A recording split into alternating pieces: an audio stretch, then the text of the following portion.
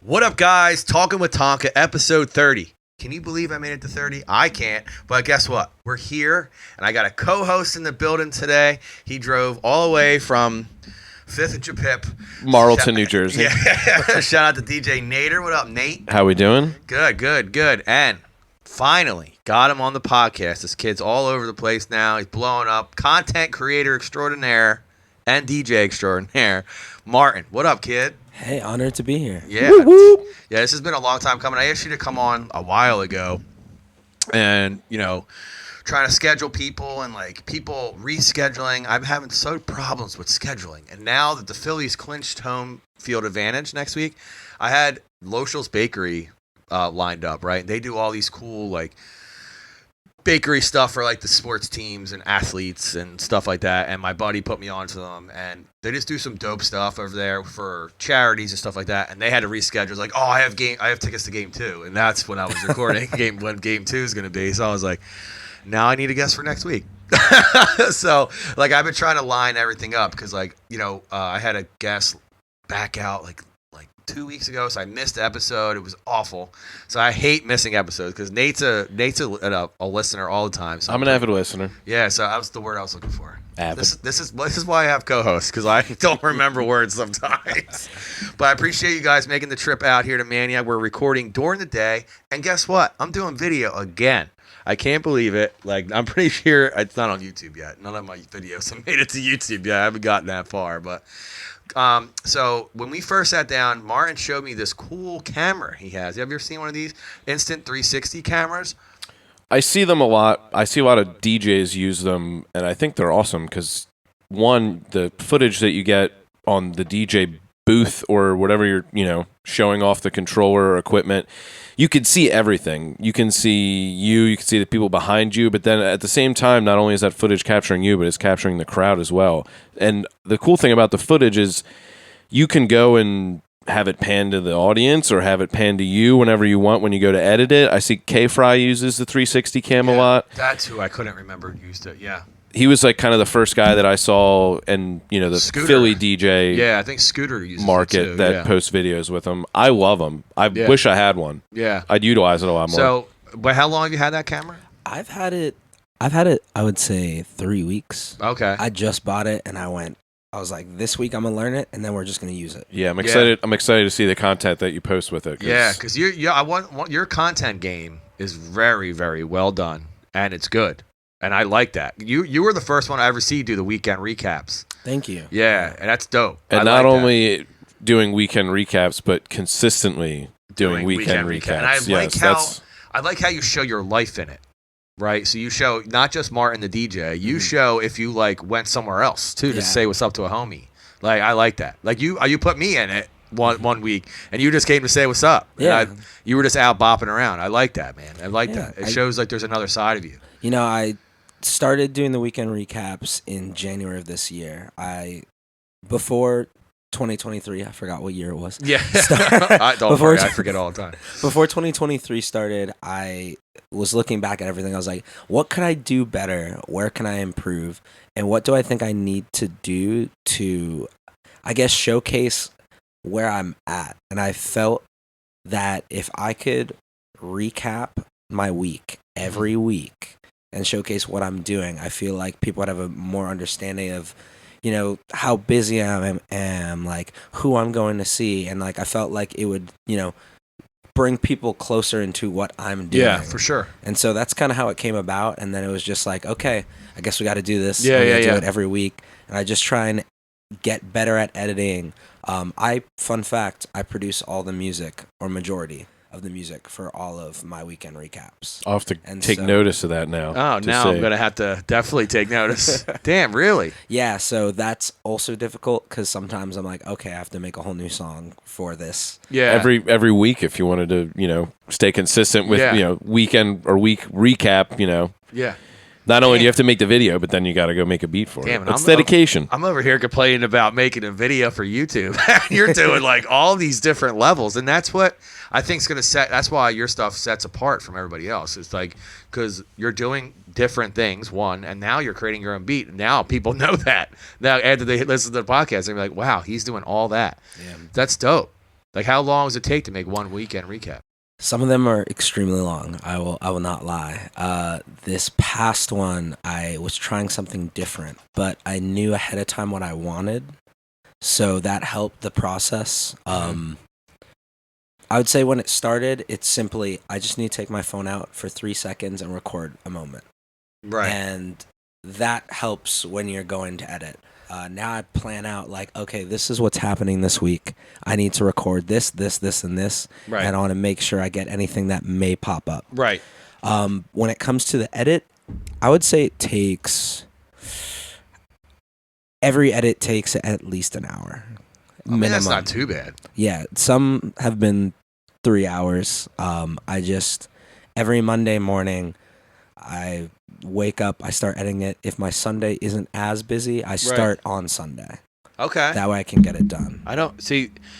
That's I think my biggest thing is where a little bit my laziness I think might come into play, but like that's a lot of. I guess you're taking just 3-second clips, 5-second clips, but now with that instant 360, you're gonna have Content game's gonna get leveled up. Yeah, and it's gonna have 2 hours of footage to go through.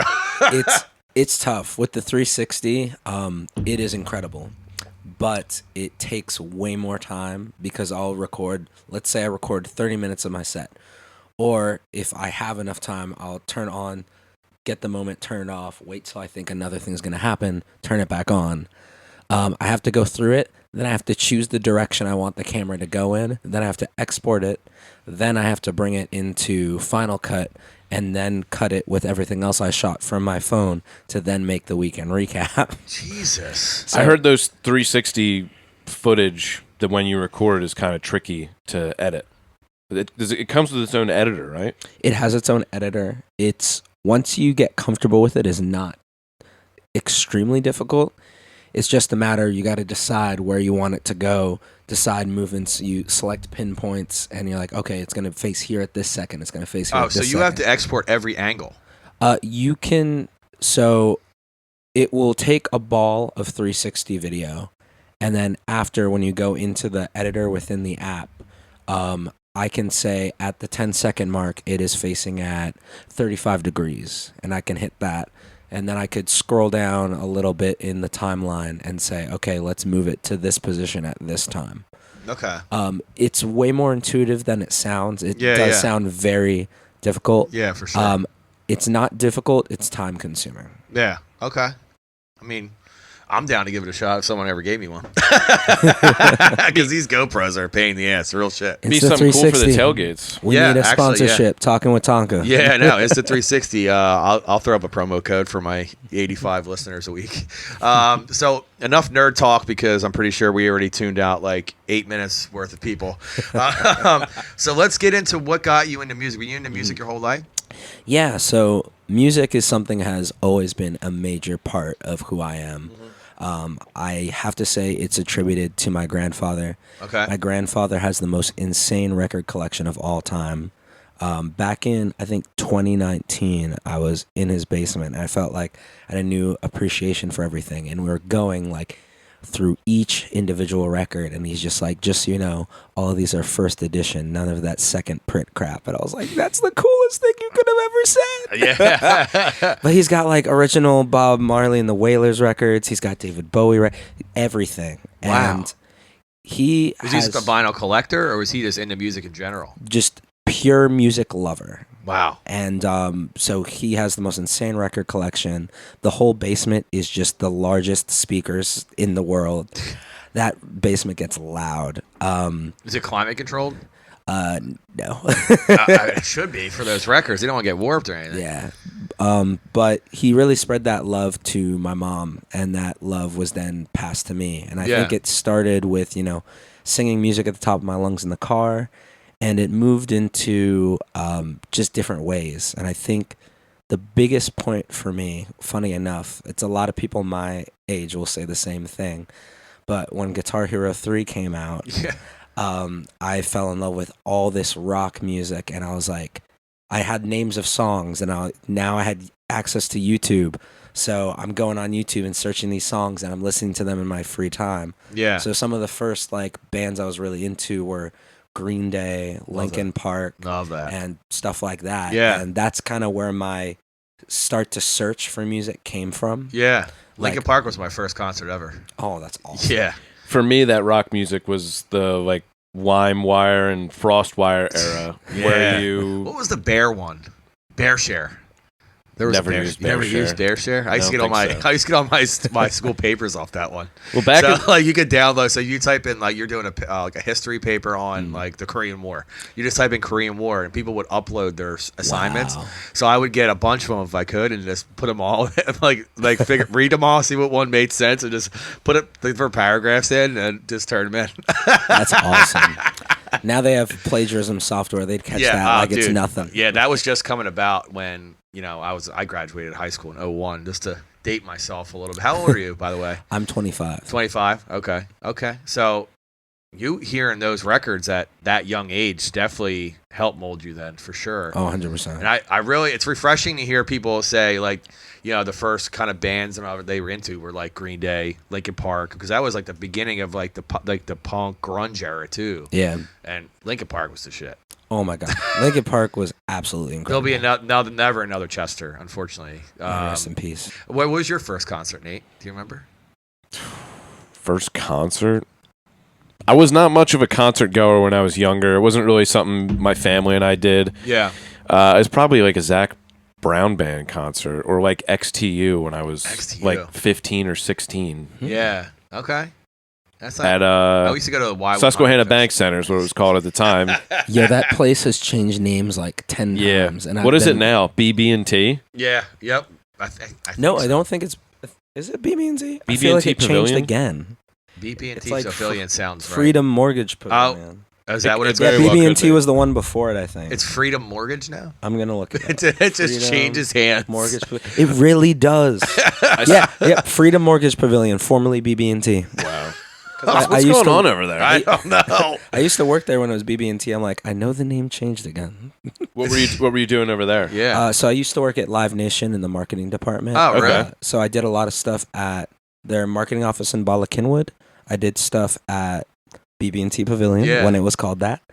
And the Met. Met. I did a lot of Okay. work at the Met. Do you know Jen Corsili?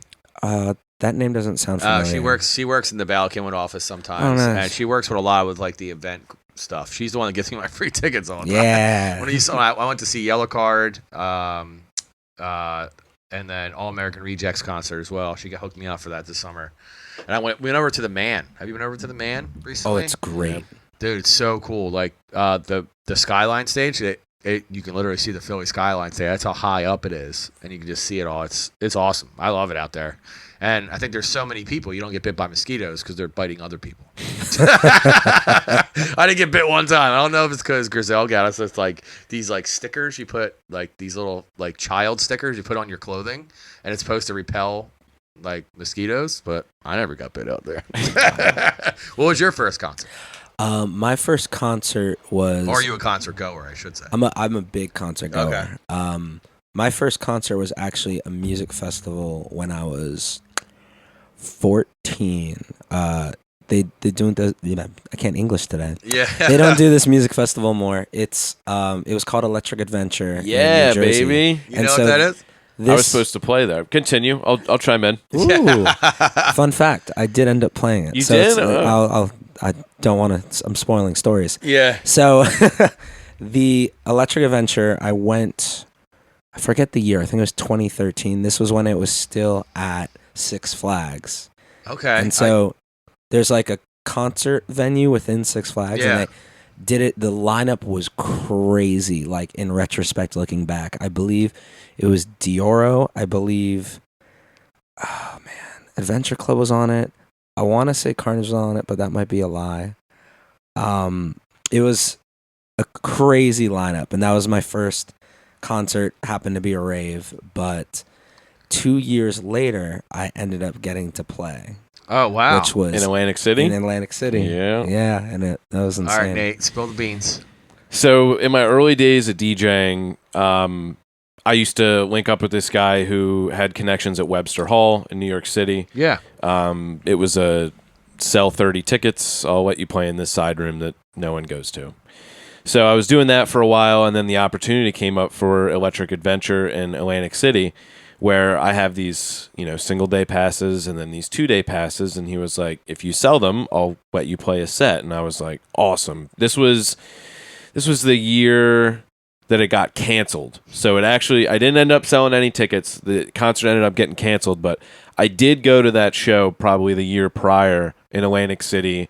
And like you were saying, the artists that they have were like incredible. I think they had Marshmello, G-Eazy, Dylan Francis, Keys and Crates. Oh, Keys and Crates was great. They had Mike $10 Stud on. played. I'm a big Mike Stud guy. I got to open up for him at the pool. That was cool for me.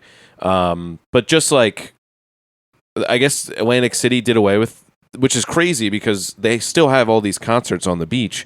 Yeah. And to me, that festival coming back would be a huge hit. Like it was always a blast. It was all on the beach right there. There was a couple different stages.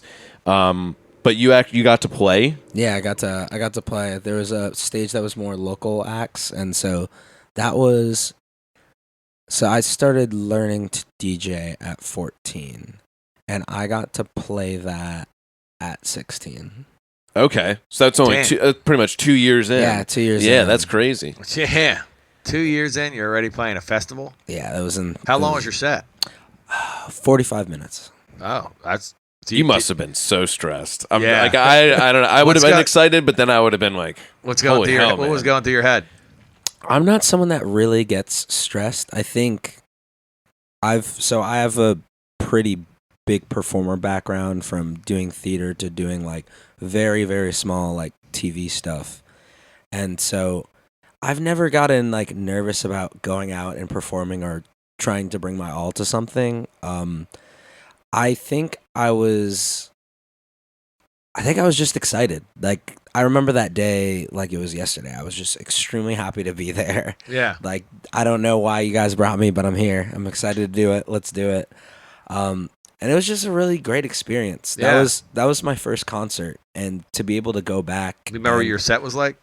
yeah, like what kind of Wow. music you were playing. Yeah. I don't remember a thing I played. Do you remember the equipment you played on? Yeah, that's a good question. Probably CDJs. I don't. Yeah. It's was all a- kind of a yeah. blue. It was probably Do you CDJs. do you remember if 900. it was like new to you? Because with me, when I started DJing, I was on my Newmark Mix Track Pro 2, and that's all I knew. And then once you continue to DJ and you get in the industry, you start to get booked at these venues that have these CDJs and these mixers that not everyone is comfortable playing on. So that's why I asked the question, because you said it was kind of early in your DJ career. That certainly could have been a factor. Like if I was booked to play there and I didn't have the drivers for the mixer, and that just adds stress to the whole event. Stuff, Oh my god, that's the worst when that stuff kind of happens, because it's like when I first played in Vegas, they had DJM 900s, and he told me right from the rip, get the club kit, test it before you get here. Blah blah blah blah. Did all that, tested it, worked fine here. Get out there, I plug in, doesn't read it. Nothing, right? Nothing. And it was like the firmware on the mixer wasn't updated. So I had to do that right before I played. I updated the firmware, whatever. It started working. Thank God, got through it. And I was the opener, so he wasn't even there yet. So I was in this club, never been there before in my life, and I decided to do this before my event. And I was like, oh shit. And I did it. Obviously, I got through it, but I was sweating. I sweat now, but sweating, literally drenched. I felt like I had to change my undershirt. I was so wet. I was because when I get nervous, I get sweaty. I don't get nauseous or anything like some people. I get sweaty. I sweat a lot. And do you have any nervous stuff when you get nervous? Well, obviously Martin never gets nervous apparently. I get nervous very sparingly. Okay. If you said tomorrow that I was out of the blue, tomorrow I'm somewhere, but let's say hypothetically, you're off tomorrow. Yeah. I'm off tomorrow, and you're like, hey, we're flying you out to Vegas or Ibiza or something, and you're gonna play for da da da da da, and I have no other information about what I should play there, I would maybe be thrown off a little. Yeah. And I could maybe not be comfortable until I started playing. Yeah, I do find that a very comfortable thing when you start playing. It's Oh, all right. I'm good now. I know this part. I know how to do this part. I'm good. What about you, Nate? You have a nervous thing? No, not really. I mean, early in my DJ career, I would get nervous for gigs if it was like my first time playing somewhere, or those first couple weddings that you do, you get nervous for. But I think it just comes with time. I mean, like Martin said, I really don't get nervous for gigs anymore. Once you've done this long enough, you can kind of, comfortable in any situation for a gig. And that's just like music knowledge. Like I said, if you're playing a gig for, a 50-year-old birthday party or a 60-year-old birthday party, like you already know driving to that gig what kind of set you're going to be getting into, what kind of oldies and stuff you're going to get into. So I feel like the only nervousness that I would ever get is if I'm put on a gig where I don't really know what the music's going to be like or what the crowd is going to be. That's probably the only nerves that I would ever get. I get nervous all the time. Like, especially at the first time that I was ever at the Phillies. Oh, man. That was terrible. I could see I how... was so nervous. I could see how, like, I'd probably, like... If I were in your shoes and I have that first Phillies gig... Yeah. I could definitely... I'd be nervous for that. But once you do it once, you've done it a million times. I'm not nervous anymore. Exactly. Yeah. It just comes with time. Yeah. It's like anything else, I guess. It's like riding a bike. So... are you originally from Philly, Mark? No, so I'm originally from Chicago. That's why I brought it up, because we were talking before. Asking a question you already know to introduce the audience to something. I like it. Yep, gotta do it. Gotta do it. That's why I like bullshitting before. So you grew up in Chicago? Yeah, so I spent my first 10 years in Chicago. I love that city. Chicago's my favorite place in the world to be. Oh, wow. I'm going back next month. Philly number 2, or? Philly's up there, Yeah, Philly's definitely number 2. I think Chicago's kind of like, like how some people talk about like New York's in their blood. People talk about Philly's in their blood. Like, anytime I step foot into the city limits of Chicago, there's just kind of like a joy and a relaxation that like washes over me. Yeah, I get that. I get that feeling. It's like when you're away from your hometown for so long, and you step back in, and you're like, all right, I'm home now. Yeah. Where so I guess growing up in Chicago, you probably like house music over there. Like Chicago's the birthplace of house music. I didn't learn about house music that much. Like I knew a few things, but I feel like I didn't really learn as much about music until I was about 10. Like I heard. Your grandfather from here or there? So my grandfather is originally from Jamaica. Oh, okay. He worked extremely hard, moved the family to Great Britain. My mom was born in Manchester. I have dual citizenship. Oh shit! We're learning. Never would have known that. We're learning stuff here today. Fact. And then Cheers, when my matey. mom was 6, pip pip cheerio. Yeah. Now, when my mom was about 6, Grandpa moved the family to Toronto. So their whole side of the family's in Toronto. Oh, and my dad is the one who's your dad, born, raised Chicago, South Side, whole everything. So your mom's from Toronto? Yeah. Okay. Yeah. Well, Great Britain, Toronto. Yeah, Manchester to Toronto, yeah. Damn. I would never have that's crazy. I would not have expected to hear that. I don't even know. I don't even have a follow-up question. So, fun fact, I'll basically give everything away today. Yeah. So my dad was the first black referee in the NHL. And no way. Yeah. We're big hockey guys. So that's biggest awesome. hockey guys. Yeah. This is crazy. So when he was doing the NHL training, they went up to Toronto to do it. Okay. My mom was big in hospitality, did 5-star hotels, da-da-da-da. Yeah. At this point in time, she was like in charge of a bunch of the suites for the Blue Jays. And so after whatever the referees were doing for the day, they're like, all right, let's go see a baseball game. So they go, and my mom meets my dad, and she's like, oh, that's the bus driver, because I've never heard of a black referee of hockey. And I don't know, they hit it off, and my dad... Well, that's a good opening line on her part, even if it was like joke. Right? And they hit it off, and my dad would come back once a month with a dozen roses, and, they got together, and at some point, they moved to Chicago. Damn. That's an awesome story. Is he still referee? So my dad doesn't referee as much anymore. He had a knee injury. Oh. But he was doing a lot of college for a while. So he He was doing, in the late part of his career, he was doing like Harvard, Yale, a lot of stuff up in Boston. Yeah. I think he did the Beanpot one year, but I can't confirm. Yeah, that off that's the top of my head. That's legit still. Like there are some tough teams. You ever play hockey or skate? He taught me how to skate. No, hockey's not my thing. No. It's the thing. What's interesting about hockey is you have to master one whole skill before you can start to master the other skill. Yeah, you gotta know how to skate before you can Yeah, shoot. You have that to was be always a- my problem. I couldn't skate backwards, and I just wanted to shoot, so I just didn't ever learn.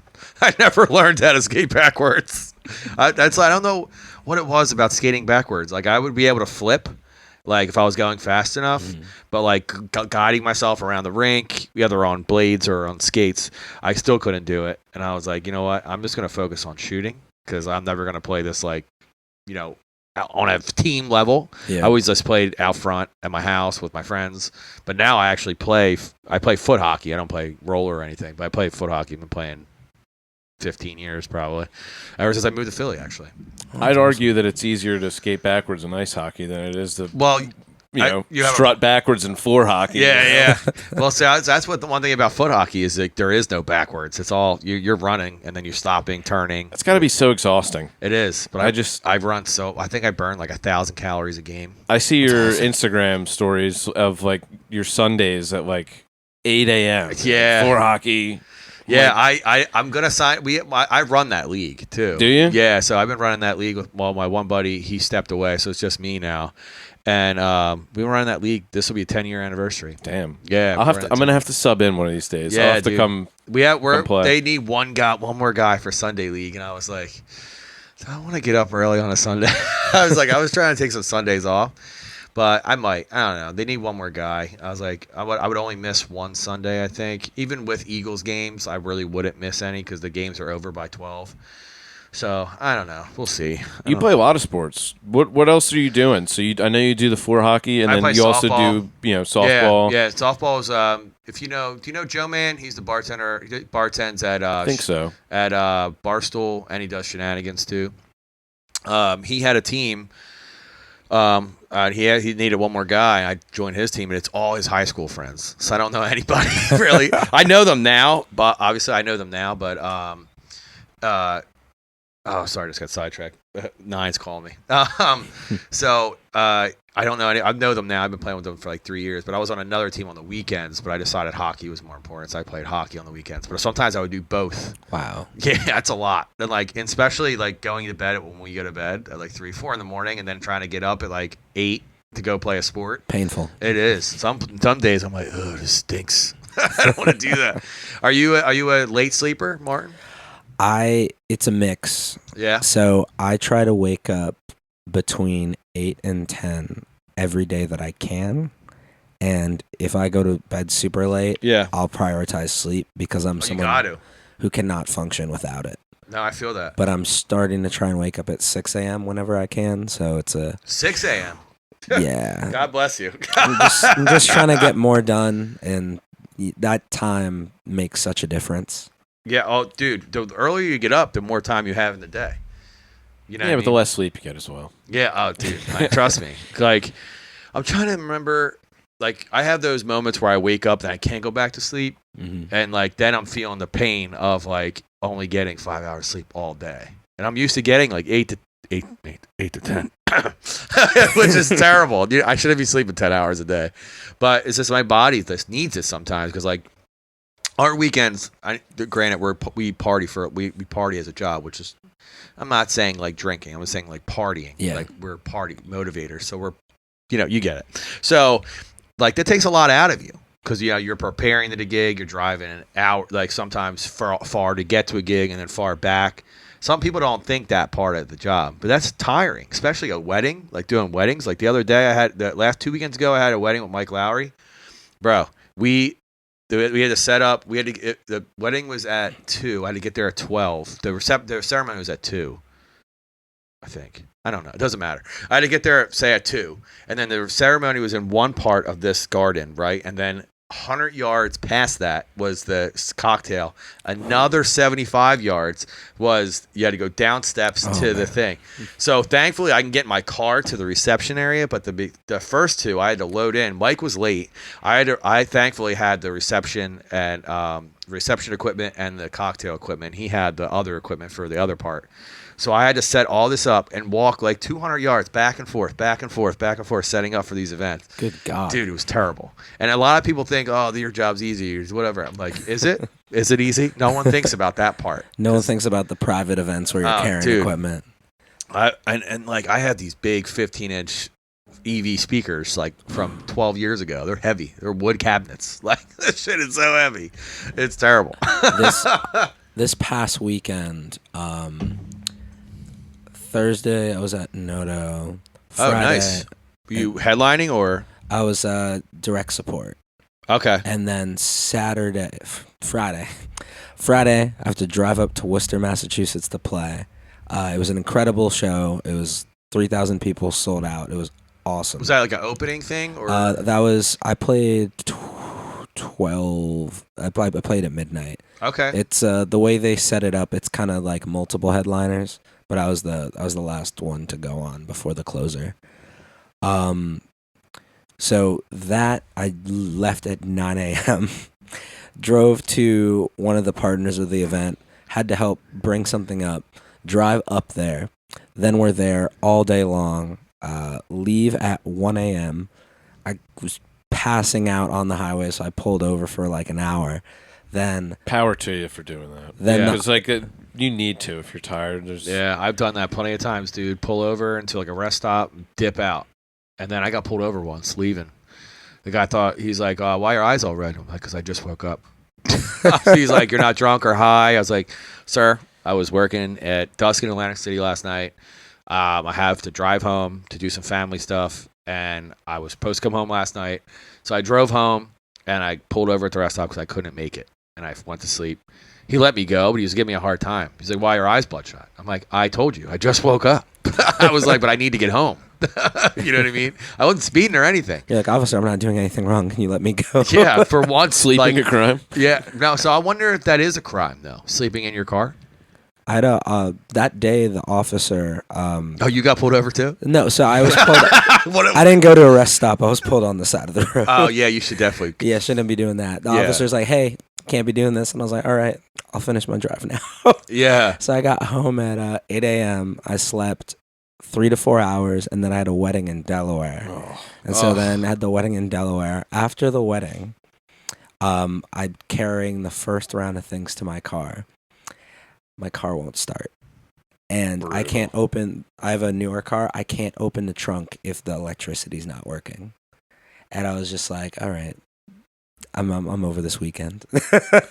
Damn. So you after the event, your car wouldn't start? Yeah. Okay. So it wasn't on the way there. No, it was after the wedding. Talk about sweating. I would have been like drenched. Like, what do you do? Like, you got to Uber to that event.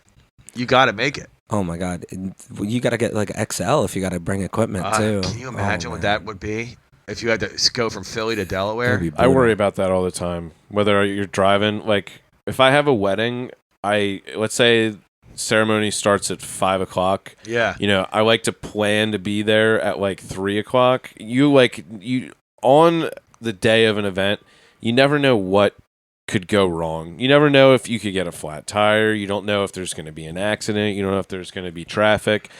And like for how much the client's paying you to, be there and do the event, you owe it to them to make sure that you get there on time and that you're ready for the event. So yeah, I always try to leave and get there as early as possible. Just I make sure you don't have any issues. issues. To weddings 2 hours before I have before the wedding starts, just because that gives me. I calculate in how far it is. Yep. That's the only event I could say that my time management is on point.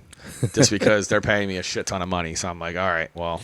For a gig like that, for a wedding, it's nice just to get there. Even let's say I get all my stuff set up and I still have an hour till ceremony. At least I'm there. Like I'm set up. I can then relax for that hour. It's better to be there early in that hour than get there and be rushed, because that's when you start to sweat. When you're like, oh, I got to go set up this ceremony and wireless mic for the ceremony, and then I need that cocktail speaker going, and then I'm only going to have an hour to set up my main setup, and am I going to have enough time? And I do a lot of weddings by myself too, so God bless you. I just get there early. No thanks. I can't. I just physically don't want that stress of doing it myself. I feel don't. you. And I will say this, Martin. He gave me this perfect script to open weddings, bro. I literally keep the script every time, and I just change the people's names and change where I am, bro. It has changed my MC skills at weddings. When you have a script for, so I mean, this is not even just wedding related, but what I do when I do weddings is I write out everything I'm going to say on my iPad, so I literally can't mess up. Like if you have everything in front of you presented with exactly how you're going to say it on the microphone and you're reading off a script, you'll never mess up. And that comes with announcements as well. Like if on the fly the maitre d' comes up and she's like, hey, can you make an announcement that the guests can take the centerpieces home with them, or the shuttle bus is ready, or anything like that? Like some people MC and they'll like maybe get stuck up on like words to say next, or like if you just write everything down on your phone, you'll never mess up. So that script that I sent you for weddings, I rarely ever change. I just replace the venue name, parents' names, bridal party, and it good to rocks. go. Like I added a little bit of my own flavor to it, as you should. Yeah, I like to get the crowd involved when I'm talking. And last time when I was doing it with Mike, that half the crowd knew Mike already. So I was like, I'm Eric. I'll be your MC and one of your DJs this evening. This is behind me. This is Mike. He'll be your other DJ this evening. The place went nuts, right? So I was like, all right, I'm going to use this energy. So I skipped a couple lines, and I was like, wow. I was like, that's good. That's good. Let's let those guys hear you out back. You know what I mean? And they went even louder. I was like, all right, I want you to bring that same intensity when I mentioned these couple names, and then I went right into it. Exactly. And it turned into like a party. And I was like, this is great. And every time I've ever used it, bro, I'm telling you, it's like gold. I love it. Thank you so much for that. Absolutely. Dude, I need you to send that. Yeah. I can give it to you. Yeah, dude, it changed the way I MC weddings in the beginning. It takes all the stress out of it, man. I write all the shit out exactly beforehand. Before I even walk in the building, it's already written. And it's like, I don't have to worry about it Same anymore. here. My prep for it is, let's say I have a wedding on Friday. I have a wedding call with final review with the client on Monday. And then as soon as I get all that information, I'll write the script. And then, it's on the iPad. It's good to go. And, right. I'll probably look over that script. Maybe I'll read it over 3 or 4 times during that week just to make sure, okay, those are the parent names. That is all the bridal party. Do I have all my songs lined up in Serato with cue points where I want them? Like, there's a lot that goes into DJing a wedding. People think, oh, all you're doing is getting up there and pressing play, but no, it's a lot more than that. It's a lot more than that. How long you been doing weddings, Martin? I've been doing weddings, I would say 3 years. You like it? I love them. Yeah? Probably same here. About 3 to 5 years with me for weddings. Yeah, I'm probably about the same too as well. And I started doing them late in my career just because I never wanted to do them. But now when I tell people, nah, I was like, I don't really want to. We'll give you this amount. And then I started getting that. Like, we'll pay you whatever you want. And I was like, all right. Like, oh, okay, I can do this. Because a lot of my weddings that I've ever done have come from brides being at the club where I'm at. Oh, wow. Right. And they were like, oh, dude, I love the way you play. I want you to play this exactly like how you would do my wedding. Like, I want you to play exactly the same. I'm like, all right, no problem. Those are the best ones. Dude, and I've only had referrals after that. I've never booked like a wedding like where I didn't know the client from somebody else or it wasn't a referral from somebody else, which is awesome. I love that. And like, shout out to Smooth. The Smooth will have people refer me like that I've done weddings from him. Yeah, I mean, and then I emceed for him too. So like people will request me as an MC, which is dope. Yeah, I mean, because like to be honest, just being the MC is great. It's like, what I mean, it takes a lot of stress. Yep. Because I've had those crowds, man, where it's like you just can't move them. They just won't move. They'll dance to Motown and they'll sit down if you're not playing it. Or, what I mean, you're in your Uptown Funk, top 40 bag. And, you got like the late 20s, early 30s people dancing, but the old people won't dance. It's like, bro. It's tough to navigate. It's not easy. Like as a standard, I always do oldies in the beginning to give the older crowd a chance to dance because, a lot of weddings end late, 11 o'clock, 12 o'clock. Your grandma, grandpa, aunt, uncle, they're not all staying all the way till the end. So I try to hit oldies early. But like you were saying, like I've had some bad weddings, and that's not because I played bad. It's just because it's a 70-person wedding, 60-person wedding. They're just not dancers. You just have to smile. Why are you up going to there a wedding if you're not going to dance? Like, what are you going for? The free food? The food's not Drinking. that good. Drinking. Open bar. Yeah. So let's switch gears a little bit. Have you been back to like Manchester and those kind of places? Have you been over there? I've never been to the UK, which is unfortunate. So how do you have dual citizenship? Because my mom was born there. It's some people have that. Do you know anyone that's like Italian and just has Frank Italian? Nitti. Besides Frank Nitti. Frank's Italian. But I don't know if anybody has dual citizenship. So that come when you get born here because your mom has it. Yeah, so I have 2 passports. I think Interesting. just because, like some people, I know someone who's Irish that their parent was born there, and so they're eligible. And so I think you can apply when you're born. You could probably apply later as well. But my mom made sure that I have both. That's smart. Damn. So you have any plans to go back? Maybe DJ there? I have a goal to go there potentially in January, and then next year. I haven't done as much. I've traveled all over the U.S., but I haven't done a lot of quote unquote worldly travel. Yeah. So my biggest goal is next year. I'm gonna take 3 weeks and go to Europe.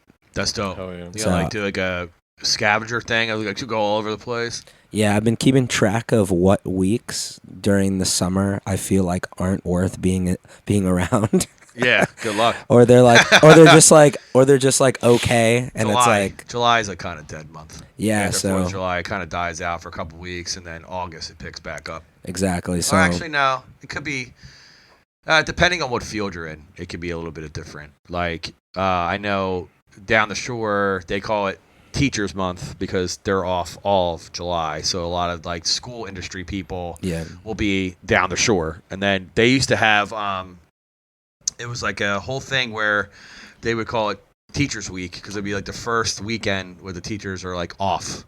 So they're like invading everywhere. Wow. Yeah, and it'd be like mobbed all the time. I don't know if that's still a thing. Teachers can party, man. Oh, I'll tell you. Yeah. Real They, shit. I mean, they're working with kids all week, and as soon as that like Friday night hits, they get rowdy. Yeah. And the Like, thing well, about I it need to be is an adult. they'll party all weekend. I mean, even like Birds games, like you get like a Sunday night game, like they're still out drinking, and then they're there in the morning, Bro. with those kids at like 7 a.m. I on know Monday nurses morning. that do that. Like, what? You're in charge of someone's life. Like, what the fuck?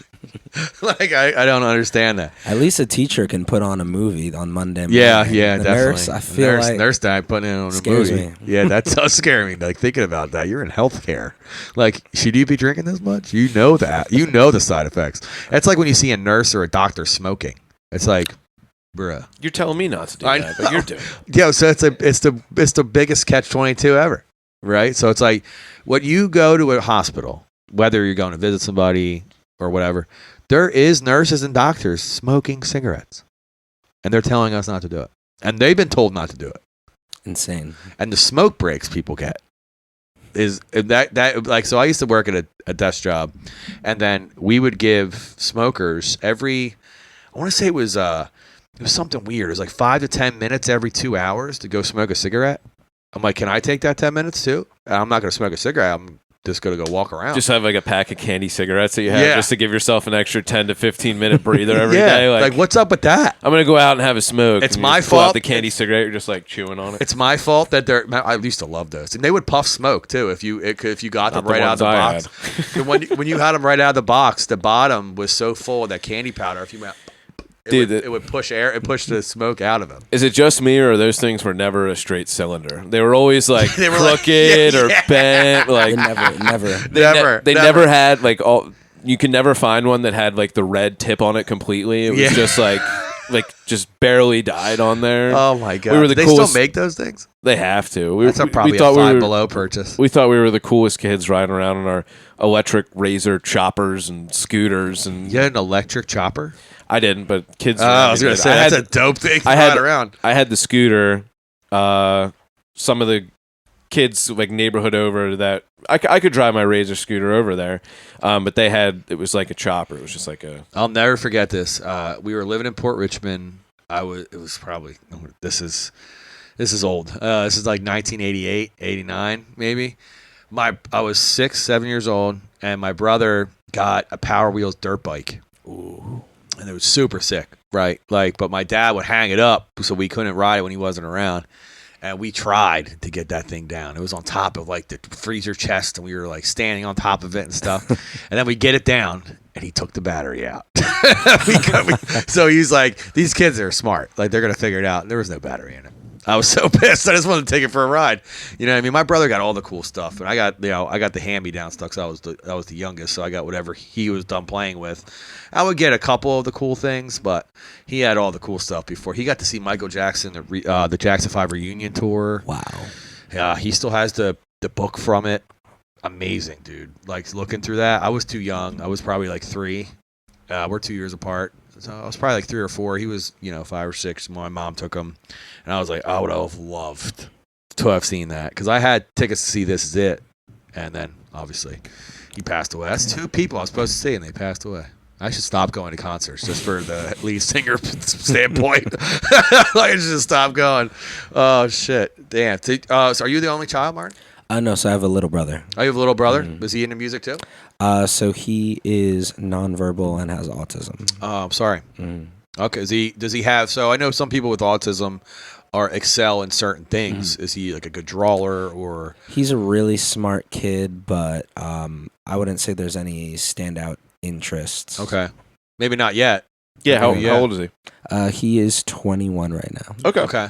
Yeah. Sometimes you never know. They might pick up something later. Yeah, I mean, we excel at like, who cares? Even a video game. I stink at video games.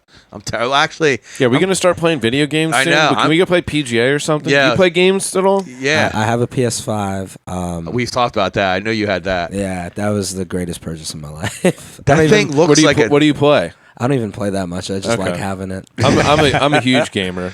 So when I saw the smooth meetup that we had, that thing looks like a tower for a gateway. It's ridiculous. Why is it so big? It's a huge modem. That's what it looks like. Dude, it's terrible. PS5s, yeah. It's terrible. Like, they couldn't make that smaller.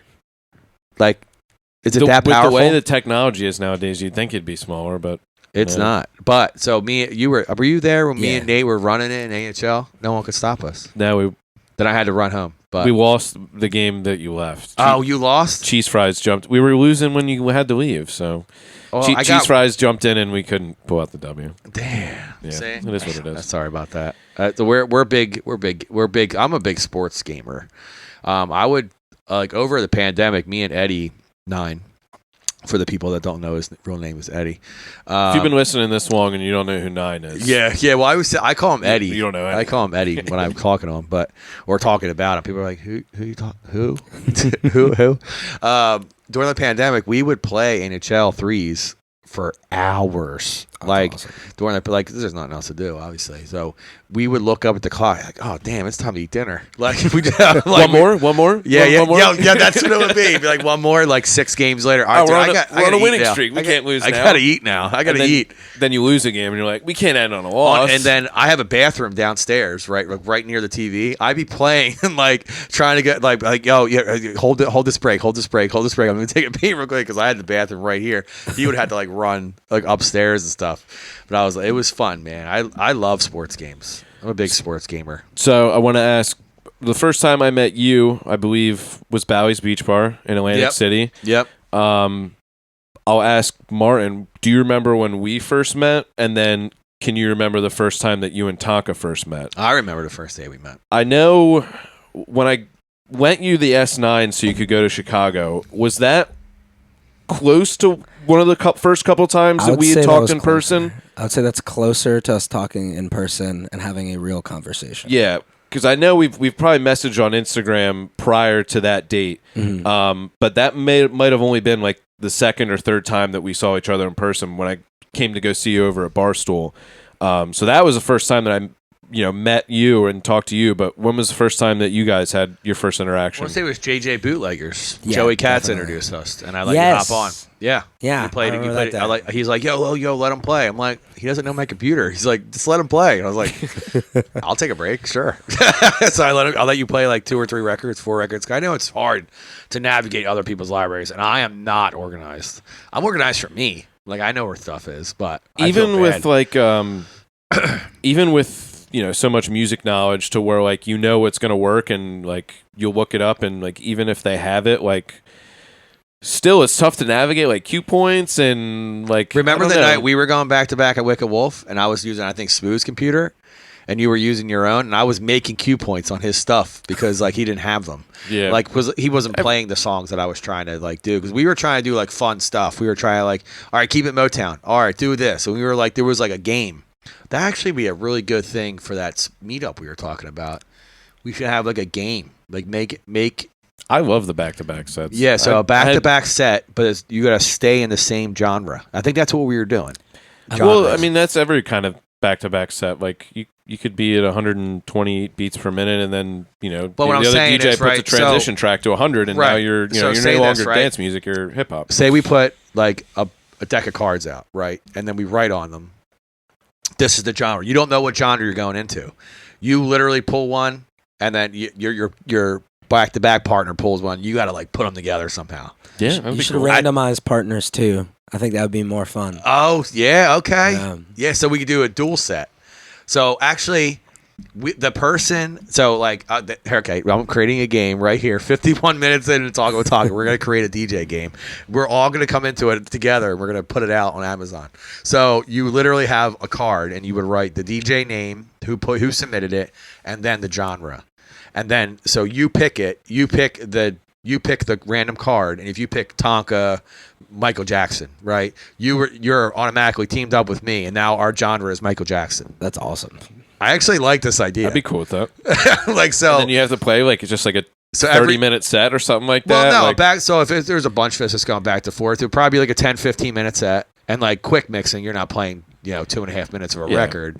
I think that'd be dope. Like so, if you have 10 DJs, that could be 5, 6 sets that you could hear. Or you should make a video bombs. out of it. Yeah. Make an hour video.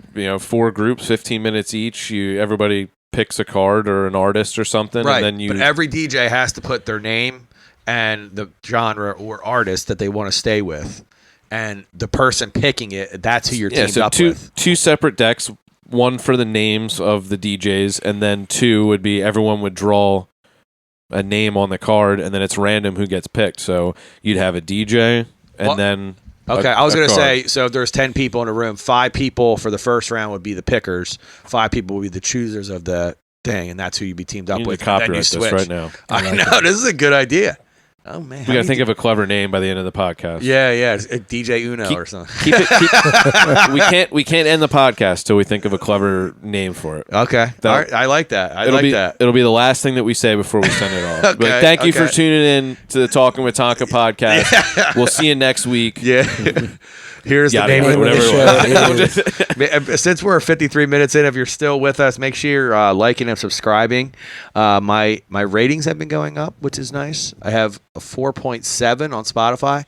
I don't know why there's not 5 stars on there. I don't know who the Smooth. people. Yeah, Smooth is going on there hitting 3, 2.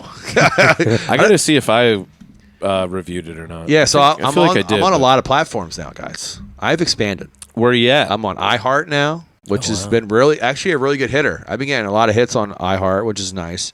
I'm on Apple Music. I've been on Apple Podcasts already. I'm Spotify and Prime, Amazon Prime Music too. Wow. And there's a bunch more, but I was like, do people use those outlets? Yeah, I think there's like a program that you post it to once and then it. Yeah, Goes- Podomatic. I use yeah. Podomatic and it just. But there was like a hiccup in the algorithm or something when it was going to Apple and it wasn't doing it, so I do Apple separate because it was. Excuse me. That was a weird ASMR thing. If you're in the coughing, so I would log into my analytics and it was setting up a whole different channel.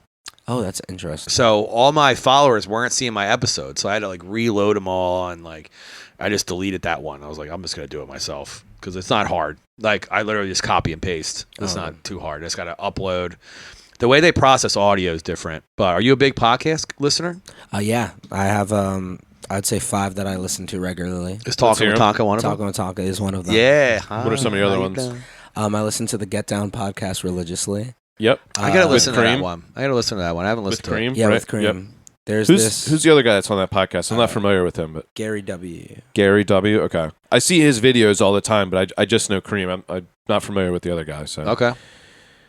I listen to the Cheat Code. It's like a music business information Okay. podcast. Okay. I'm struggling. I listen to DJ Conflict's podcast. My favorite DJ. he's Just awesome. started that. I listened to his Drew and Few show. You familiar with them at all?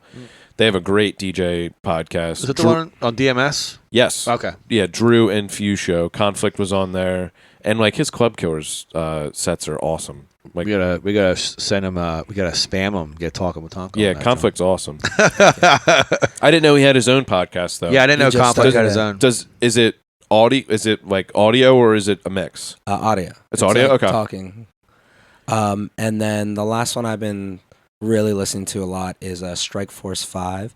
All the major talk show hosts got in together, and they're running this podcast where all of them are talking every day, and they're putting all the proceeds to their staff that was not getting any work during the Pandemic. not pandemic. Oh. What's going The on? writer strike? Thank you. Nice. I just found out about that on Monday night. I didn't know about that because The writer strike? That Yeah, was on? yeah. I'm an idiot. It's been going on for a apparently. little while now. So it's putting a halt on all Disney Plus stuff like Marvel, Star Wars stuff. It's all getting pushed back because of this writer strike. I didn't know that. At least we have Ahsoka. Yeah, how you guys watching that? That's on my to-do list. Okay. I've heard it's incredible. Yeah, me and Grizel watch it faithfully.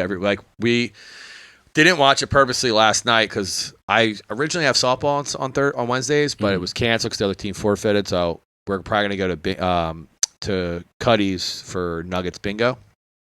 But we have plans for me to pick up wings on the way home, and then we'll watch Ahsoka together. That's like our weekly thing. We watch our shows that come out and stuff, and wing night obviously because wings are great. You've been to Cuddy's for wings, haven't you? Is that the place that we went to once? Yeah, right around the corner here? Yeah. Yeah, great wings. You a big It was wing guy? me, I love you, wings, Smooth, and Grizz, I think. Yeah, right? yep, I think so. I'm pretty sure. Yeah, was it after Yeah, it your was good. podcast we went? Yeah, I think so. Yeah. Oh, Kurt was there as well. Oh, yeah, Kernishy. I don't think Smooth was there. I think it was just me, you, Kurt, and Grizz. Oh, okay. Yeah, Kurt's he's into co-hosting sometimes, and then sometimes he's like, nah, I'm okay. I don't really feel like it. Yeah, I don't feel like it. Like he's big time now. Like he's a big time. He got no one said no on the pocket. I would always say like you're like this far in the episode, make sure you put no in the comments on Instagram. No one said no. They always want him to come back. So He was a riot. yeah, he's a busy guy. I'm repping Kurt today. I'm also Yeah, I I'm noticed also that. repping Martin on here too. That's the top date on there. For the Porter Sisters. That was a fun night. Yeah, I wish I played house music. I could play that party. I don't play a lot of house music. I've been getting, you know what I've been getting into?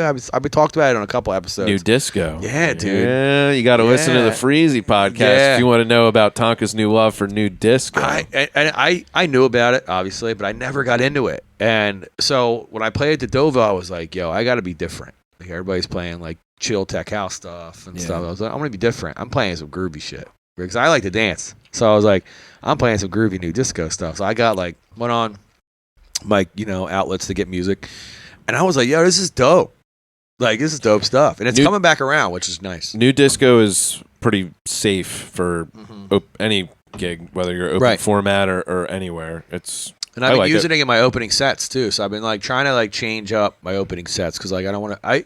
Especially the places we all play the same places, right? So you're playing those same place all the time. Yeah. Be like, oh, I heard this record. Tonka played this record. Tonka played this record before. Blah, blah, blah. I'm trying to sound different now when I go in. So having those arsenals of those new disco records, it's dope. But I only download recognizable shit. I'm not going to download an independent artist with no song, no relatable content. Are you guys stepping out on limbs like that? I've I'm actually looking at something similar. I don't know if they're the same, but disco house, is that the same as new disco, or it's a little different? I feel like new disco's like pretty loungy. Yeah, Mm. yeah. It's got like a more of. I don't know because I could see mine being like a new disco, like a disco house kind of thing. I don't know. There's so many different words for things. I know. I'm so uneducated with music genres when, people will be like, oh, this isn't tech house. This is bass house. It's like, shut up. Like, You know who would know that? Jimmy Six. Jimmy would know that. He was like, you could text Jimmy, what's the difference between new disco and disco house? And So- he'll break it down. so Jimmy was like, yo, bro, I've been in the Baroque and bass house. I'm like, what's that now? He was telling us about it at Smooth's house. You remember? He was like, some kind of Moroccan tribal house or something. I was like, where are you playing that, dog? Like, what are you even? I didn't even know that was a genre of music. He's getting ready for that. What's it called? Oh wow, the word. He's getting ready for the. I can't even help you. I don't even know. I don't even know. You're grasping, bro. I don't know. Man. You'll get it. Come on. Wow. This is great. No, he's getting ready for Is there the a festival or something? No, it's the thing where the bounce house thing? Fred again did it. Boiler room? Boiler room. Thank Oh, yeah. We got for there. that We boiler got room. there. Hey, that's one thing about the DJ culture. We'll help you get there. We can help you. Everybody helps each other. But boiler room sets are dope. They're awesome. They are so cool. I'd be afraid someone would spill something on my equipment, though. I feel like Nah, they you just definitely gotta have get in insurance there. for that. Yeah. Yeah. Those sets are always crazy because those crowds are ready to dance. Yeah. Like you don't really have to. I'm not going to say you don't really have to like try much. I mean, you have to play good music, but like every boiler room set I see is just people going bananas, Dude. Like, as long as you're playing good shit, you Yeah. know, it's going to pop off. I think Yeah. they're special because you really get to showcase you within it. It's Right. I think those are more about like what the DJ wants to play, and like making it something special rather than like A boiler set with you would be awesome, just because when you DJ, you're very into it. Your energy level is great. One thing do I too much. It's great. I commend you for is that when you're up there, you always look like you're having a good time. Every single time I see you in the booth, you've never seemed down. You may be tired, but you never show it. On all of your content videos with, mashups like or it. anything you do, you're in the moment, you're active, you're in there, it's not, you're not just letting the music act for itself. You're up there having a good time while you're doing it as well. Yeah. So that's what I really like about your social media game. Yeah. You're killing it, man. I could tell. I'm definitely jealous. Like the way you set up your social media, it's good. It's great, man. You're on to good stuff. I can't wait to see where you go from here. It's like you're not only showcasing your music ability, but in your videos, you're also showing who you are. So Yeah. Let's say, like, for instance, like my Instagram right now, I have some mashups or transition videos, but they don't know who I am as a person. They would know me as a DJ and the stuff that I do. Whereas with your content, you can see how you are as a DJ and like how you are as a person and your personality, because you're doing these voiceovers and you're showing you're going out to show support for your friends, and like, why wouldn't you want to book that guy? Like, there's incentives to that. Like, you keep posting those videos and they blow up. Someone that owns a bar or does bookings for a place is going to be like, hey, let me get this guy at my place. We'd love to have you. So that's your social media game. That's what I commend you for. I slack a little bit on the social media game, and I think it's on all aspects. Like, that's why I've been putting a lot of energy into the podcast one, because when I started mine, I just post my life stuff, like, and I dribble in the DJ stuff too. Yeah. So like, I don't have a page where I'm just like all DJ all the time. Like, so that's what I'm going to try. That's what I'm trying to do with Talkin with Tonka now, and it's actually working. Like, I'm getting a lot of like organic growth because of the reels I'm doing and like posting once a week, this, that thing, and then engaging things. You know what I mean? Like polls and blah blah blah blah. So I commend you, man. You show everything about your life plus your DJ stuff. It's good. You're on the right track for sure. Has anybody motivated you to do that? Like, anybody you've seen? Like, what made you want to do that? Or you just?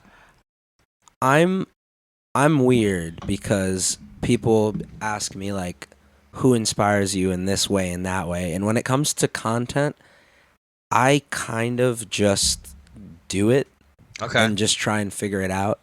I do see some people do some things sometimes. I'm like, oh, that's a great idea. But there's never been like a specific person that's like made me like, wow, I need to do this like this. Right. I need to do this like the weekend recap. That was an original idea to a certain degree. Like there's definitely other people I've done recaps, or just vlogged. That's such a hard word to say. Yeah.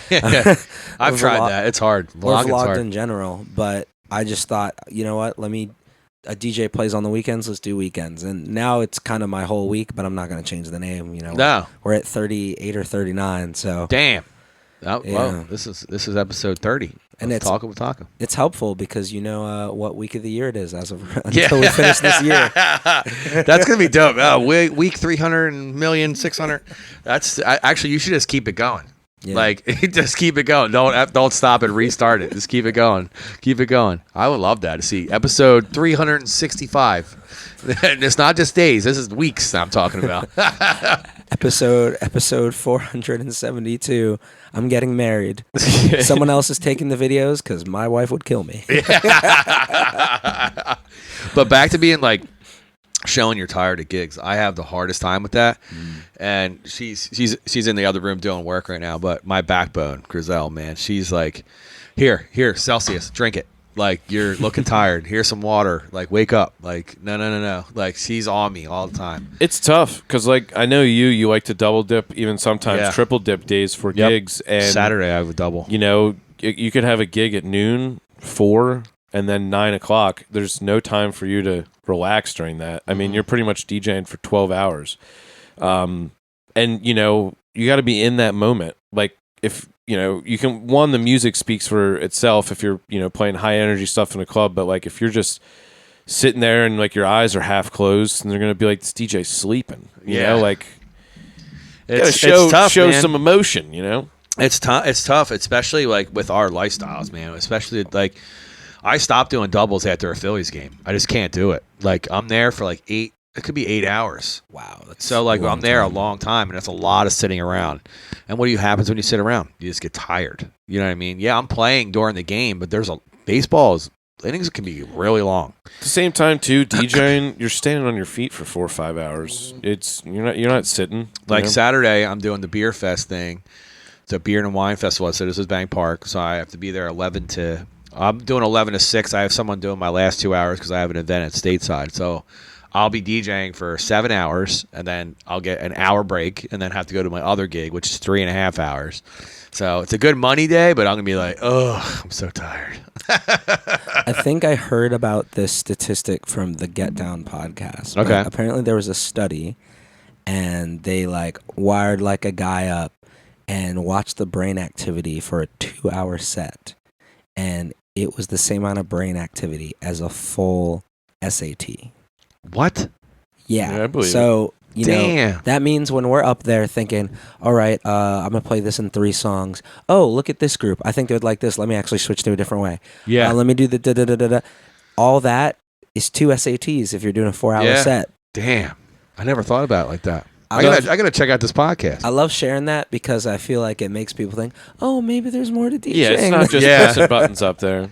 Yeah, some people I think that's all we do is hit play, man. The one bothers me so much. The one like reference that I thought resonated well with me was saying that DJing in a busy nightclub is like playing Tetris on level 10. It's like, you have to be in and out of songs so very quickly. You have people coming up to the booth. It's like you really never get a break. It's always like it's just one thing after another. I mean, you're responsible for that music playing in that venue or bar or club or whatever space for like 4 or 5 hours. Everything that plays over those speakers, you're responsible for. And that's a big responsibility. So yeah, we're not just sitting up there pressing buttons. Right? There's more that goes into it. There's a lot, and apparently it's more than taking an SAT. So suck on that. So Martin, one thing that I wanted to talk about that at least I know, but the audience may not know, is can you talk a little bit about the artists that you work with and DJ with? I didn't even know that about you that. go to. I'll say tour, but do shows with. Yeah. So I DJ for this artist, NXG. He's a rapper out of Philly. He's worked with the producer collective, Working on Dying, a pretty large amount. Working on Dying has done a lot of Uzi's records, done a couple Drake records, and everyone in between. And working with NXG has been one of the greatest pleasures I've had, being able to DJ. We recently just did a small leg of a tour for this artist, Dom Corleo. It was Philly, and then he did Brooklyn, and then we did Jersey. We went to South by Southwest in Austin, Texas the last 2 years together and had the opportunity to some really great shows. And That's dope.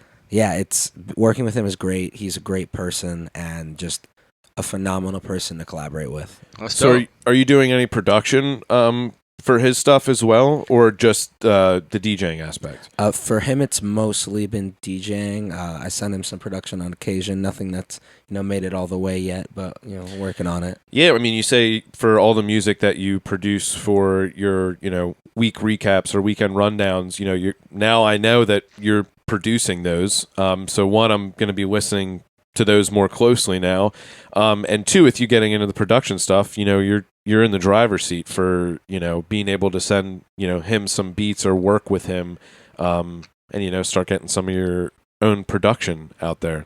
Yeah, that'd be dope. Speaking of my own production, in a few weeks, I'll be dropping my remix of "Let It Rock" by Kevin Rudolph. What a jam! Really excited. I still It's play that awesome. record. I'm gonna send it to you guys right after the podcast. That's a good track to remix.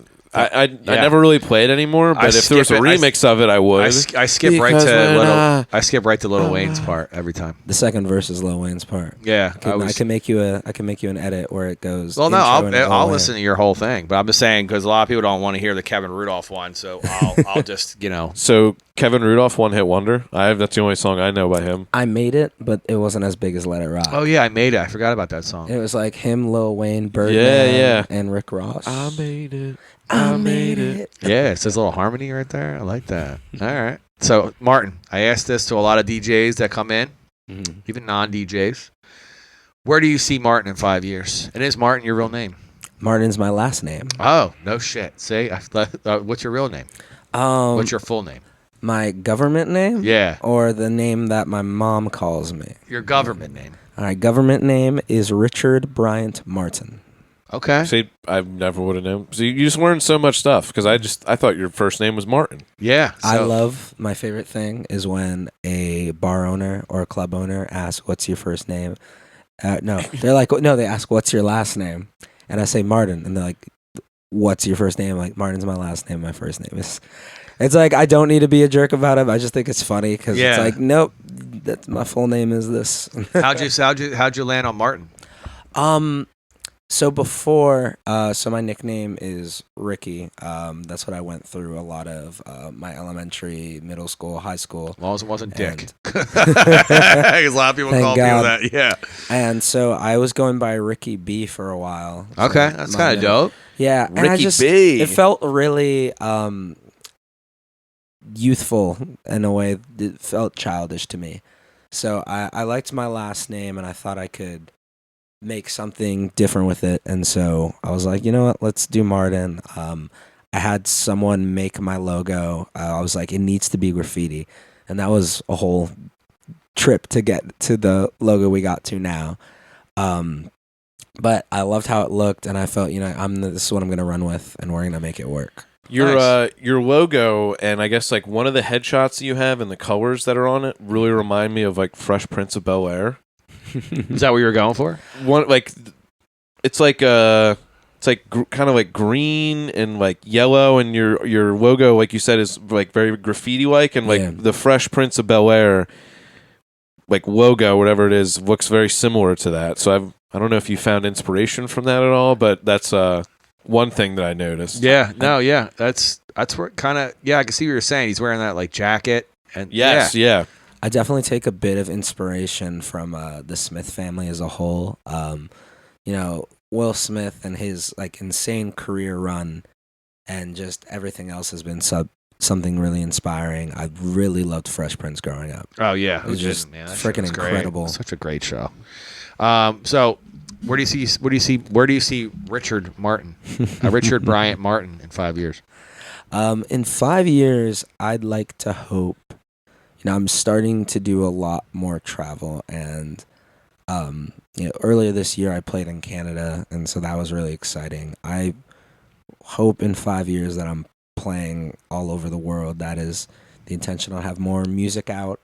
I'd like to be consistently releasing songs, and really just being able to spend more time with my family. Those are the three main things, or maybe I said four. Whatever I said, that's the main thing. Yeah. Family's important, man. And I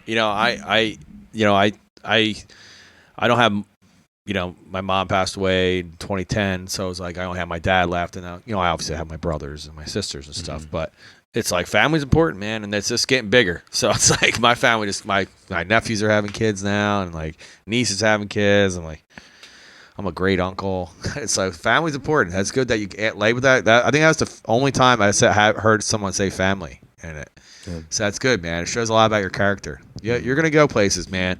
Nothing but good things happen to good people. I always say that, and like people always say bad things happen in Philly, but good things happen to good people. So keep putting out that content, bro, because content rules this world.